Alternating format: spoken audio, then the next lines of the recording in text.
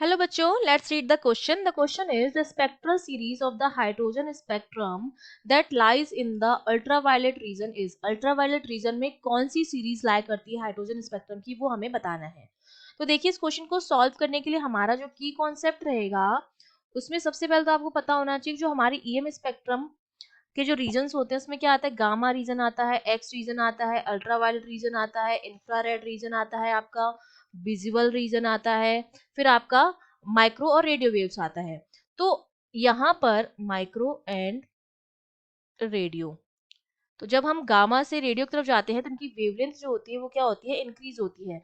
Similarly अगर मैं, ये तो मेरा हो गया ईएम स्पेक्ट्रम, अगर मैं हाइड्रोजन स्पेक्ट्रम की बात करूं तो हाइड्रोजन स्पेक्ट्रम के कौन कौन से पार्ट आते हैं। हाइड्रोजन स्पेक्ट्रम में आपकी आती है Lyman series, Balmer series, Paschen series, Brackett, Pfund, Humphrey and इस तरह की हाइड्रोजन सीरीज में आती हैं। अब कौन डिसाइड करेगा कि कौन सा सीरीज किस रीजन में आएगा, वो डिसाइड करती है इनकी वेवलेंथ।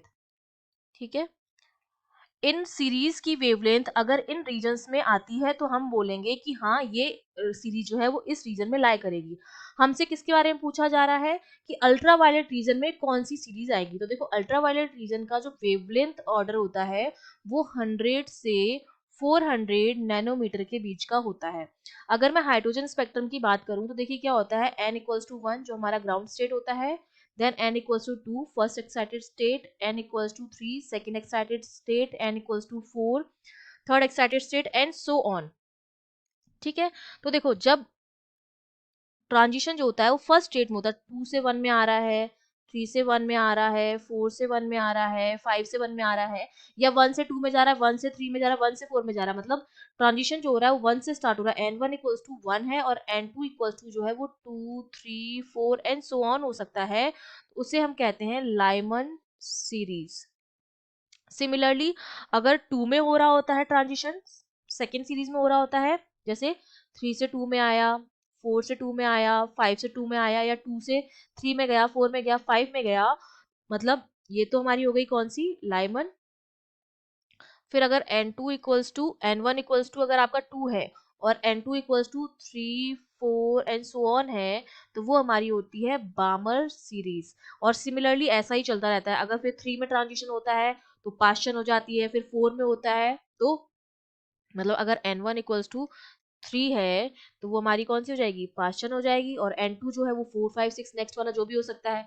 सिमिलरली अगर n1 जो है वो 4 है तो ये ब्रैकेट हो जाएगी, और n1 अगर 5 है तो वो हमारी फंड हो जाती है। ठीक है, तो इस तरह से इनकी सीरीज होती हैं। अब इनके लिए जो वेवलेंथ निकाली जाती है 1/λ=r/z², 1/n1² माइनस 1/n2²। यहाँ पर z एटॉमिक नंबर होता है और हाइड्रोजन के लिए एटॉमिक नंबर 1 होता है, और r जो है वो रिडबर्ग कांस्टेंट होता है जिसकी वैल्यू जो होती है फिक्स होती है 1.097 × 10⁷। तो जब हम बामर लाइमन सीरीज के लिए लैम्डा की वैल्यू जो हम निकालते हैं फॉर लाइमन सीरीज, जिसमें मैंने n1 की जगह क्या रखा, 1 रखा, n2 की जगह पहले हम 2 रख के देखेंगे, फिर 3 रख के देखेंगे, फिर 4 रख के देखेंगे। इस तरह से जब हम वैल्यूज रखते हैं तो इसका जो लैम्डा हमारा आता है वो 100 से 400 नैनोमीटर के बीच में आता है। और यही जो वेवलेंथ का ऑर्डर होता है वो किसका होता है, यूवी रीजन का भी होता है। ठीक है, इसका मतलब जो मेरी लाइमन सीरीज है वो किसमें आएगी, यूवी रीजन में आएगी, क्योंकि इसका वेवलेंथ ऑर्डर जो होता है वो यूवी रीजन के वेवलेंथ ऑर्डर के बराबर होता है। तो हमारा आंसर कौन सा करेक्ट हो जाएगा, डी ऑप्शन हमारा करेक्ट हो जाएगा, विच इज लाइमन सीरीज, जो किसमें लाई करेगी, अल्ट्रावायलेट रीजन में लाई करेगी। सिमिलरली जो हमारी बामर सीरीज होती है वो हमारी लाई करती है विजिबल रीजन में, और हमारी जो पाशन होती है वो इंफ्रारेड में लाई करती है।